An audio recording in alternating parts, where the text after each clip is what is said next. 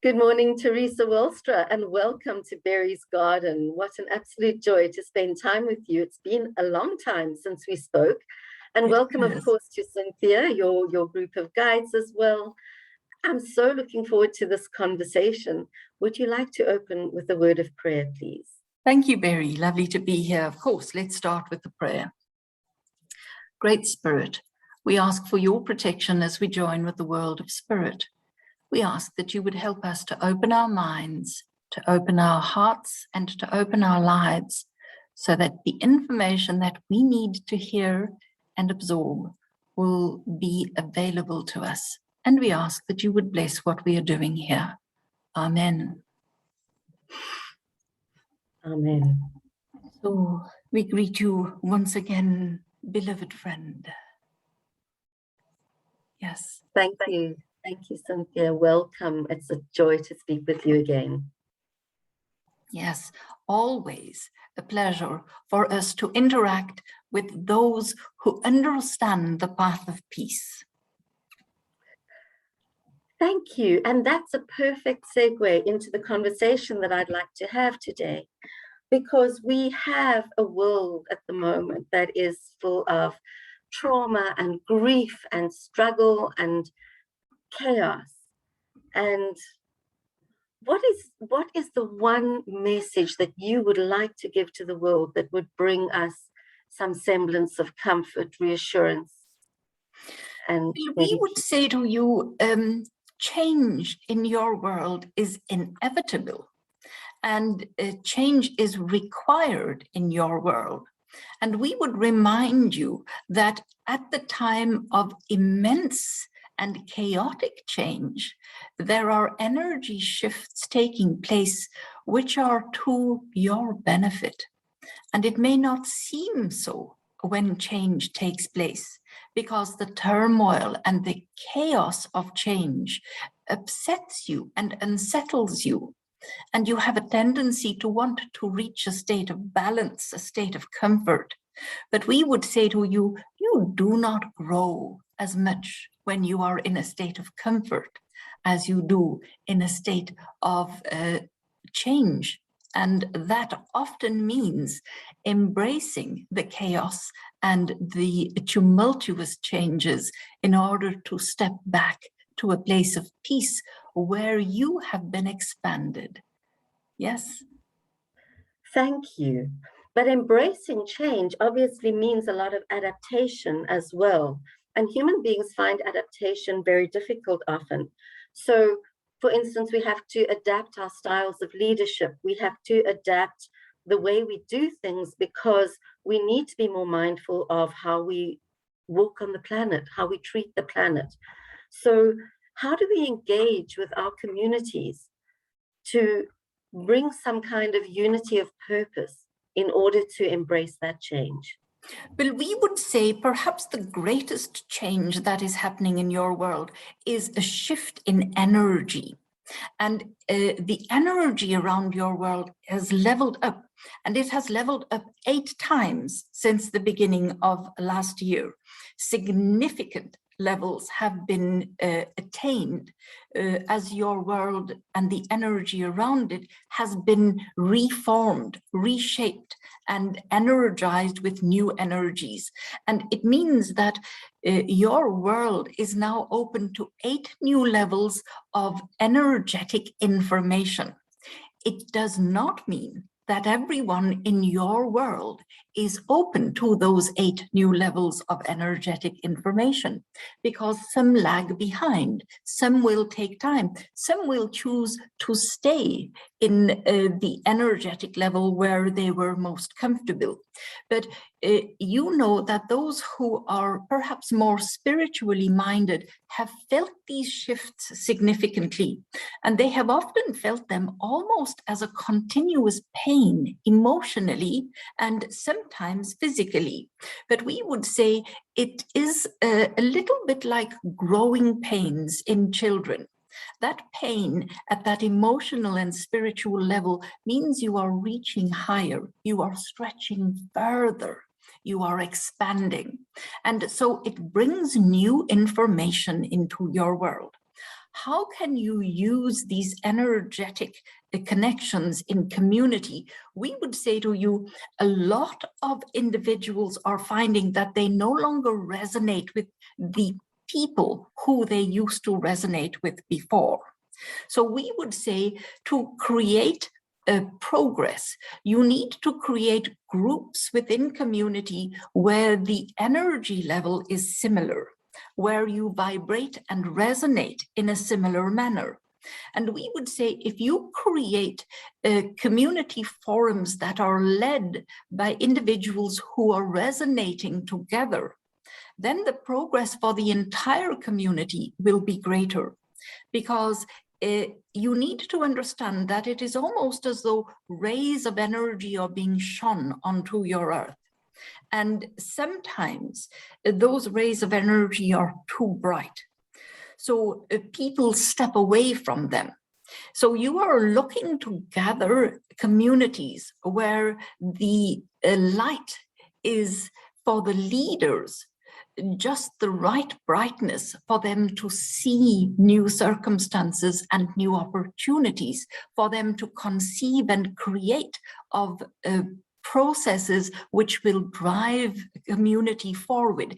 And we would say that you are beginning to see what we would call community support and interaction. It is the beginning of what will follow. It doesn't mean the whole world is becoming more peaceful, but the world is beginning to review what they consider to be the communities they wish to be in.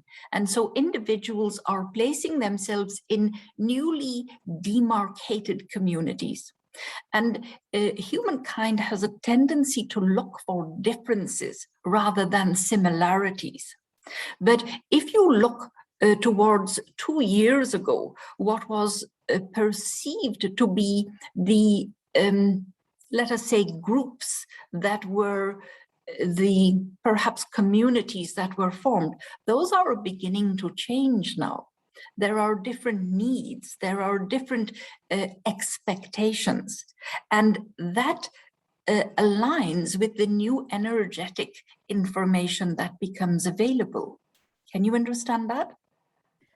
Yes, thank you. And that actually leads to another question that I wanted to ask you, which is it possibly these new energies that you speak about that are really shaking things up a little bit and making a situation where so many humans are choosing to leave the planet at this time?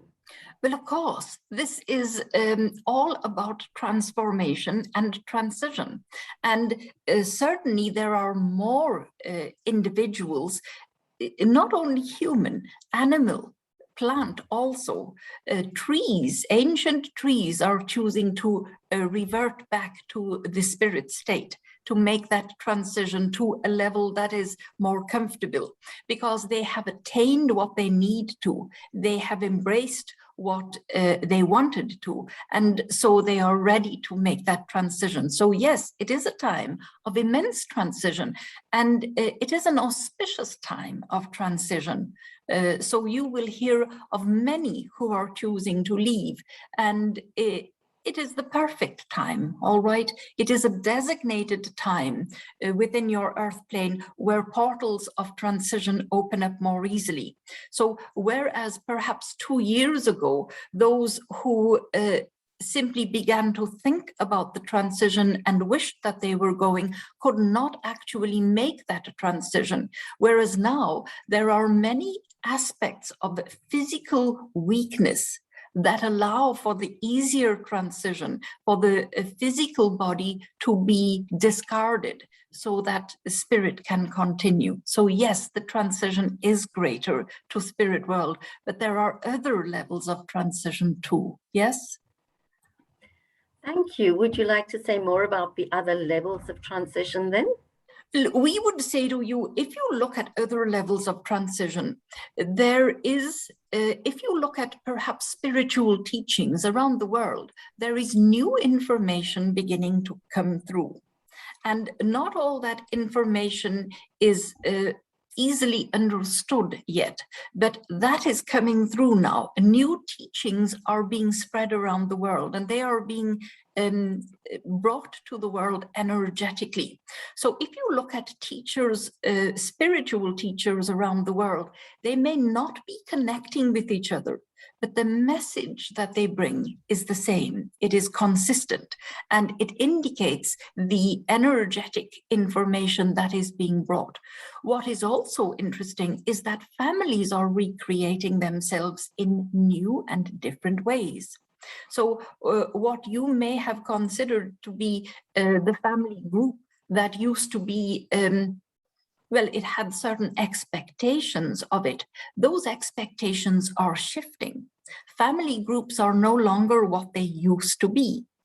And there is sometimes what we would call a longing for what used to be. And that is a longing to go back to the balance, the comfort, what was. Because of course, no one in your world is in a space of comfort at this present time. And we would say to you that longing to go back to those memories of family gatherings and family meals, and of course, that will come again, but it will come now in a different form. So it's almost as though families will expand themselves, extend themselves to include others. It's almost as though blood, whilst it will still be a link, will be not the defining link of a family.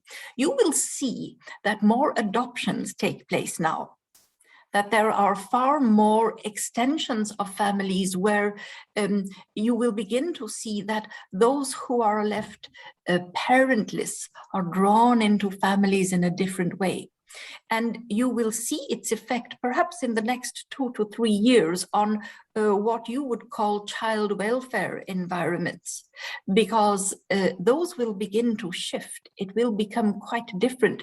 It's almost as though they will operate quite differently because the structure of family changes. Yes?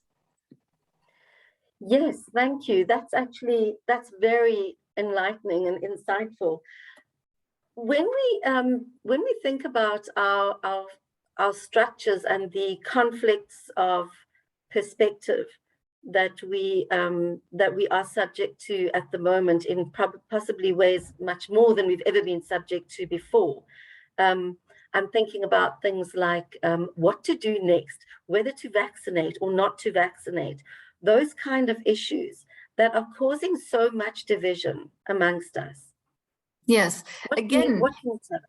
It's creating what we would call differences, so new differences, because before the differences may have been perceived to be as a result of color or race or spiritual decision, but now those are being broken down as this vaccinate or not vaccinate becomes an opposing force.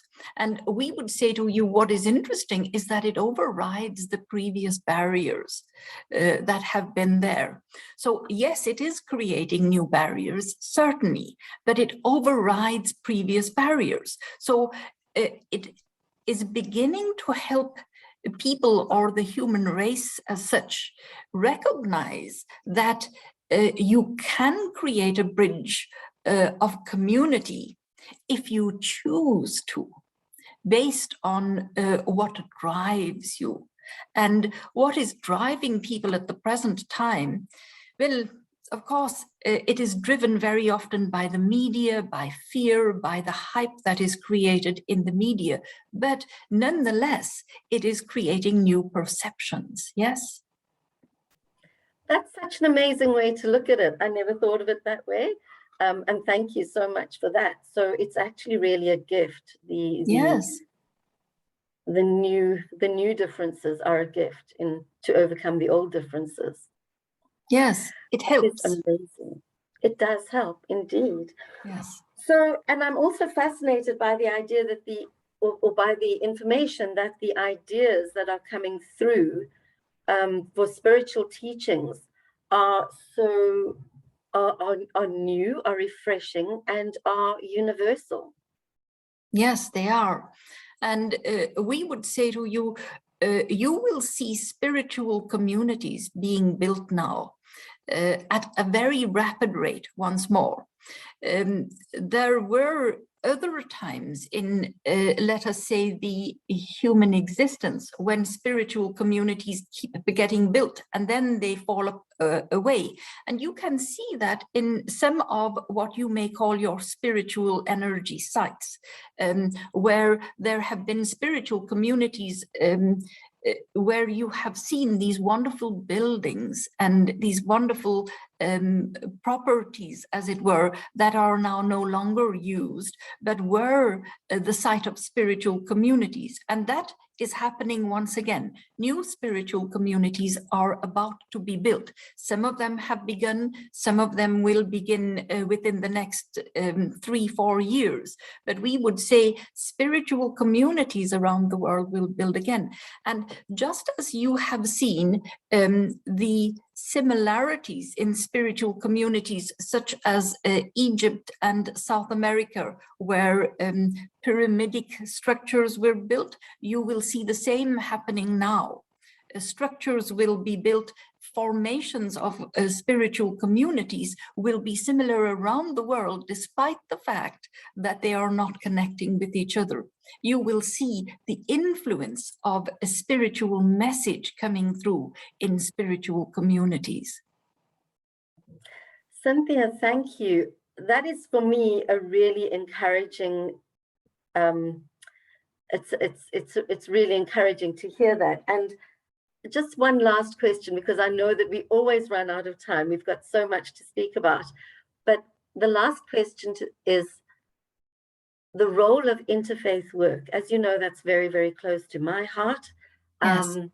And I'm excited. I'm so excited to hear what you're saying, because it seems to me that the role of working in interfaith communities is changing and morphing. But can you say a little bit about the role of interfaith, the healing power maybe of interfaith work going forward?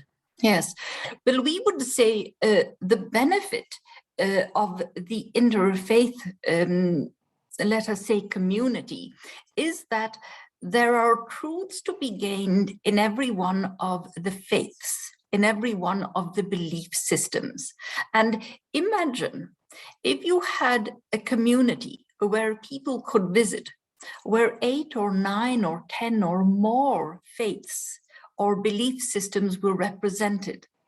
And those who visited could visit with the teachers in each of those faiths as they lived there for a week or 2 or more, and gather for themselves with open-mindedness the information that that faith could bring to them. And that is the point where the interfaith community becomes so valuable. It is in allowing people to retreat with open-mindedness and to speak to each of the teachers and gurus, and to extract for themselves as an individual the points that they think are of value. It restructures what has been religion, which has begun to have perhaps limitations, because religion has almost commanded that certain aspects must be adhered to. Whereas when you look at faith and a belief system, you should be offering the knowledge to the individuals, and they should be allowed to choose what they think resonates with them and let go or set to one side what doesn't resonate with them. Because in truth, all of the faith or belief systems within the interfaith system have a great deal in common. And it is that commonality. Mankind will grow at its strongest level when you decide to see the similarities rather than the differences. Yes? Thank you, Cynthia. So we should be praying for what? Well, praying, we would say prayer is a sending out of a thought. What you should be praying for is that the plan of Great Spirit unfolds as it should, because that sets you to the point where you expect that you are part of that plan and you allow that plan to unfold in its great perfection. Yes? Perfect. Perfect. All right. Thank you. All right. Thank you so much for your time and your energy and your beautiful wisdom. Yes. We leave you then with our great and our unconditional love for you. Hi, baby. Welcome back, Theresa. Thank you. That was amazing.